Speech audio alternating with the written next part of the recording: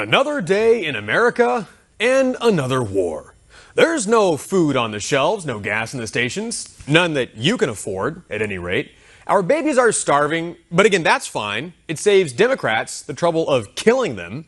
The borders are wide open. Criminals and gangs roam the streets. Domestic terrorists from the BLM are burning down our neighborhoods. Radical, leftist, racist nut jobs are shooting up our schools. Our money is worthless, and the experimental injections we were promised would cure the Chinese virus don't work and have been poisoning us the whole time. Sounds like it's a good time for our bloodthirsty politicians to start another war. So, of course, now Republicans and Democrats, who never agree on anything, both seem to think that we need to be fighting Russia. We can't secure our own borders, but mention Russia, and suddenly Nancy Pelosi will push through a massive spending bill in one day, with 368 to just 57 voting in favor of shoveling $40 billion of our money into the money laundering furnace in Ukraine. Anytime Democrats and Republicans agree on something, you can be sure the American people are getting screwed. Without a doubt, this is hush money, and it will disappear into the pockets of the corrupt Ukrainian politicians who are hiding all the Biden crime family's dirty little secrets, like the biolabs that don't exist and that Hunter Biden's company helped to fund.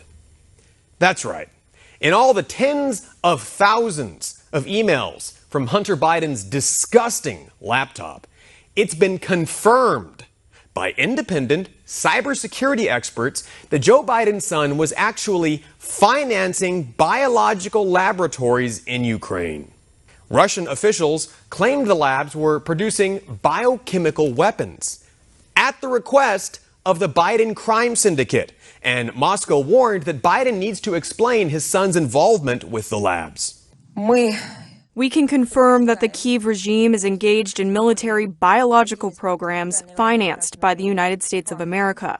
It's impossible these programs were used to benefit science and peace because they were financed by the U.S. Department of Defense. The Pentagon and Joe Biden must officially explain to the global community about the programs in Ukraine.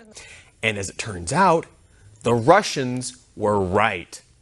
Hunter's firm, Rosemont Seneca, actually did invest $500,000 in the San Francisco pathogen research company Metabiota, working in Ukraine, on top of millions in additional funding Hunter secured through other firms like Goldman Sachs.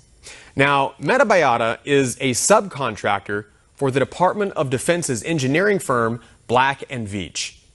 Remember that name.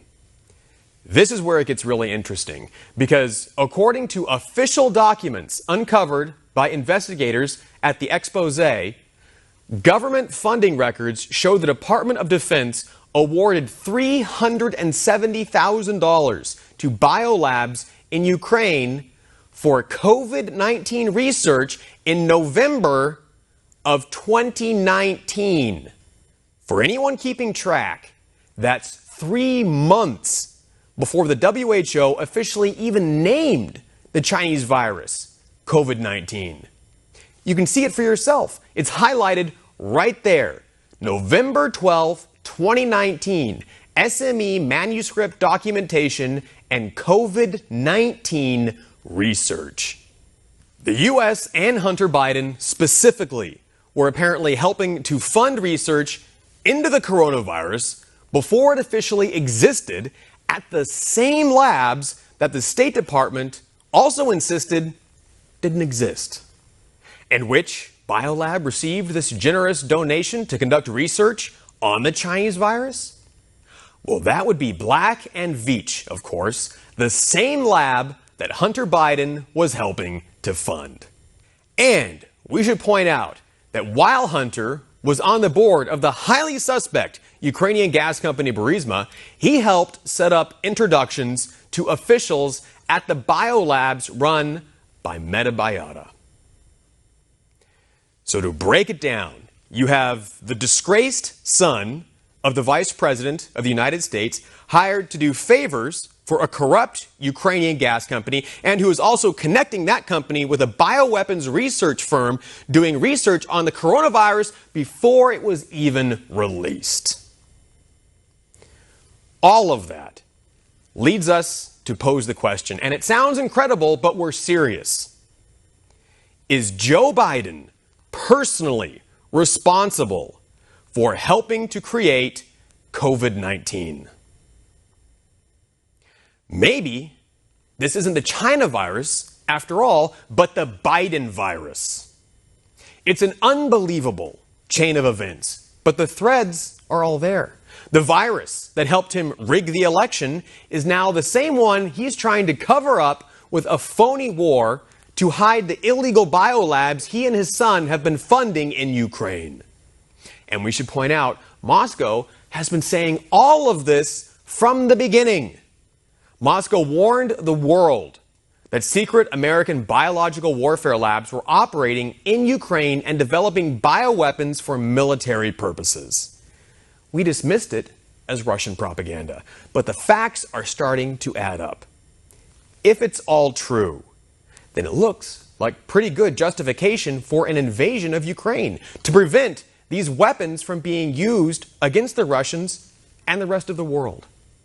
Russia may have even had a moral obligation to fight back against the bioterrorism America is apparently conducting in Ukraine.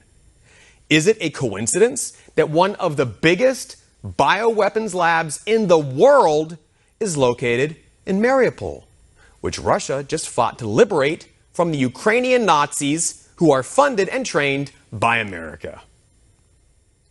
Russia is not the aggressor here. In reality, it's the United States and the Pentagon, with its allies in Europe and NATO, who are responsible for triggering and instigating this conflict. The critics and warmongers will call this Russian propaganda. But if you've listened to a single word of this report, you know that's not true. It may be unpopular, but all we've presented are the facts and evidence. Now you can draw your own conclusions.